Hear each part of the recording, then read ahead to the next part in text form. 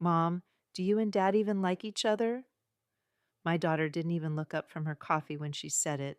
The words hung in the air of my kitchen like a sudden icy draft in the middle of a July heat wave.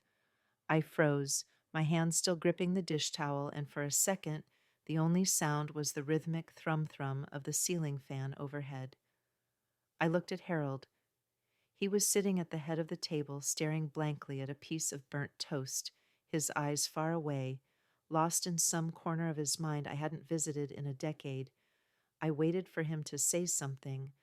I waited for him to laugh it off, to tell her she was being silly, to reach over and squeeze my hand like he used to back in 1964. But he didn't. He just took a slow, deliberate sip of his black coffee, the porcelain cup clinking against his wedding ring with a sound that felt like a funeral bell. The pity in my daughter's eyes was a knife to my heart, but it was the silence between me and my husband that really drew blood. We weren't fighting. We weren't screaming. We were just empty. I saw the way she looked at us, two people who had shared a bed for 60 years but hadn't shared a real thought since the Clinton administration. She saw what I had been trying to hide, the lists. I had mine and Harold had his. Invisible ledgers where we tallied up every slight, every forgotten chore, and every sacrifice we'd made for the other. I looked at the man I'd promised to cherish and realized I'd spent the last 20 years just managing him like a difficult house guest. I didn't cry in front of her. I couldn't. I just wiped the counter until it was bone dry and cold. But that night, as I lay on my side of the bed, staring at the sliver of moonlight hitting the closet door, I knew the autopilot had finally run us into a mountain. Something had to change. Quietly or loudly, I didn't care which, but the woman I used to be was screaming to come home. Can you imagine that, darling? Looking at the person who knows the map of your body by heart, who has seen you at your worst and your best, and realizing you don't actually know if they're happy. It's a terrifying thing to wake up at 80 years old and realize you've been roommates with a ghost. You know how we used to believe that if you just stayed married, you were successful? I believe that too. I thought the finish line was simply making it to the end without a divorce lawyer. But I was wrong. The finish line is the connection, and we had lost the thread miles back. Have you ever loved someone so completely that you couldn't see they'd stopped loving you back and had started just tolerating you? That's the poison, isn't it? It's not the big explosions that kill a marriage, it's the dust, the slow, quiet accumulation of not saying anything. I can still smell the starch on Harold's shirts from those early years, the mid 60s, when everything felt like a promise. I'd iron those shirts with so much hope, thinking every crisp collar was a step toward the life we dreamed of. But by year 40, that starch just felt like armor. I wasn't ironing for love anymore. I was ironing because it was my job on the list. I kept a mental list of every meal I cooked, every fever I broke for our three children, every birthday card I signed for his side of the family while he sat in his recliner. And Harold? He had his list too. He'd mowed that lawn for half a century and fixed every leaky faucet, and he carried those chores like a pack of stones on his back. We weren't partners anymore, we were debt collectors. We were constantly checking the balance to see who owed who more. I remember back in 1983, it was a humid, heavy summer in Illinois. Harold had that terrible back injury at the plant. He couldn't work for 4 months. I was a nurse then, pulling double shifts until my vision blurred, coming home with my feet feeling like lead, only to start my second shift at home. I did it, all without a word, but inside. Inside, I was building a wall, brick by bitter brick. I thought I was being a martyr, but I was really just being a bookkeeper. I didn't realize then that marriage isn't a transaction, it's not a business deal. But I kept counting. I worked 16 hours and you didn't even put the dishes in the rack. That resentment is like a slow leak in a basement. You don't notice it until the foundation is rotted out. You start looking at your husband not as your best friend, but as a lazy employee who's overdue for a performance review, And the worst part? You don't even notice the romance dying because you're too busy checking the chore chart. Do you know that feeling? When you stop looking at him with eyes of love and start looking at him with eyes of, what have you done for me lately? I remember a Tuesday, maybe 15 years ago. It was such a small thing, but it's the small things that finally break the foundation, isn't it? Harold had forgotten the milk. Such a simple, silly thing. But I stood in that kitchen looking at the empty carton in the fridge, and something inside me just snapped. It wasn't about the milk.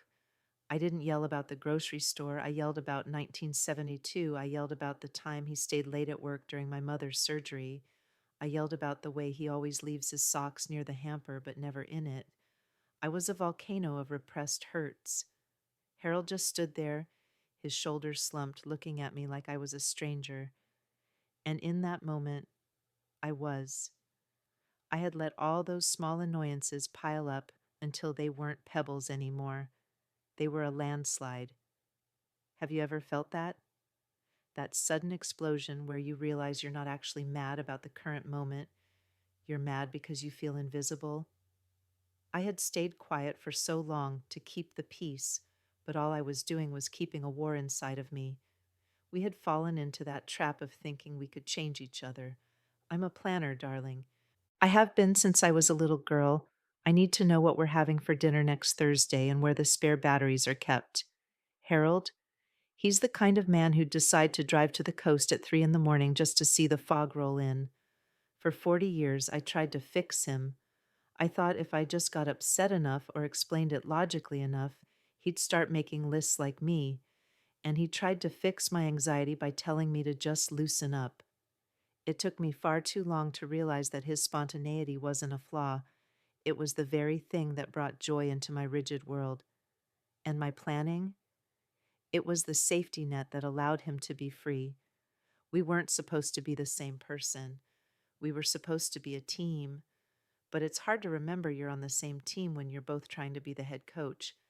Just like when you hold your grandbaby for the first time and you know you'd do anything for them, I had to learn to look at Harold with that same protective love again. Not the love of a wife who wants a perfect husband, but the love of a woman who wants her partner to be whole. But I didn't know what was waiting for me in that old cedar chest in the attic. I found his old journals. Harold isn't a man of many words. You've met men of that generation, haven't you? They think talking about feelings is a sign of a leak in the roof, but apparently he was a man of many thoughts. I sat on that dusty attic floor, the smell of mothballs and old paper thick in the air, and I read about the year I went through my health struggles. I thought he was distant then. I thought he didn't care because he wouldn't talk about it. But in those pages, he wrote about how he'd go into the garage and cry because he was so scared of losing me. He wrote that he felt he had to be the rock, so he didn't feel allowed to be the husband. I had spent years blaming him for being cold, never knowing he was freezing to death inside, trying to keep me warm. Can you imagine discovering that the person you thought was your opponent was actually your greatest advocate? I sat there in the dark, clutching that notebook, and I felt the scorekeeper in me finally resign. I realized that while I was counting dishes, he was counting my breaths while I slept, making sure I was still there. That was the night I realized we'd been running on autopilot. We were fine, but fine is the most dangerous word in a marriage. Fine is the slow death of curiosity. We had stopped dating. We had stopped asking real questions. We knew each other's stories so well we stopped listening to the new ones. We became roommates who occasionally shared a bed and always shared a grocery list. It's like the coffee in the pot that's been sitting all day. It's still coffee, but it tastes like cardboard. That's what we had become. Complacent. And complacent is just a polite word for lazy. We had buried friends who didn't make it as long as us, and we thought we were safe just because we were still standing. But standing still isn't the same as moving forward. The real turning point, the one that forced us to decide if we were Harold and Denise or just the parents, was when our son Daniel moved back in. He was 40, His marriage was in tatters and he was a broken man. He sat at our kitchen table, his head in his hands, and for the first time in years, Harold and I had to be a team. Not for a chore, not for a bill, but for our child. We had different ideas on how to help him, of course. I wanted to coddle him. That's the mother in me. I want to fix the scrape with a bandage and a cookie. Harold wanted tough love. In the past, that would have been a month-long Cold War. I would have huffed and puffed, and he would have retreated to his workshop. But seeing Daniel's pain reminded us of our own. We talked. We actually talked. I told Harold, "Help me understand why you think he needs to move out so soon." And he listened.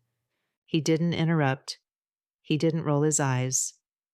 And then he told me, "I'm scared if he stays, he'll never learn to fly again.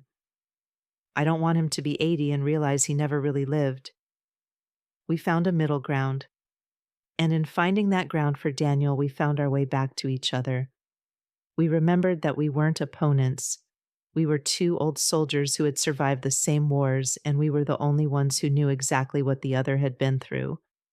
We had shared the loss of our parents, the joy of our first home, the terrifying nights when the mortgage was late and the cupboards were bare. I learned that day what every mother eventually learns. Love isn't always enough to change someone, but it is enough to support them while they change themselves. And that applied to my husband, too. I stopped trying to make him a planner. I started leaving spontaneous slots in my calendar just for him. And he started writing down the things I asked him to do, not because he liked lists, but because he liked me. 60 years is a lot of minutes. It's a lot of burnt toast and rainy mornings and middle of the night worries. We've changed so much from those two kids who stood at the altar in 1964. My hands are shaky now, and Harold's gait isn't as sure as it once was. But when he reaches for my hand under the dinner table, I don't feel the ledger anymore.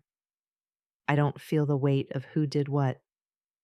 I just feel his palm, warm and familiar, like a glove that's been worn in just right.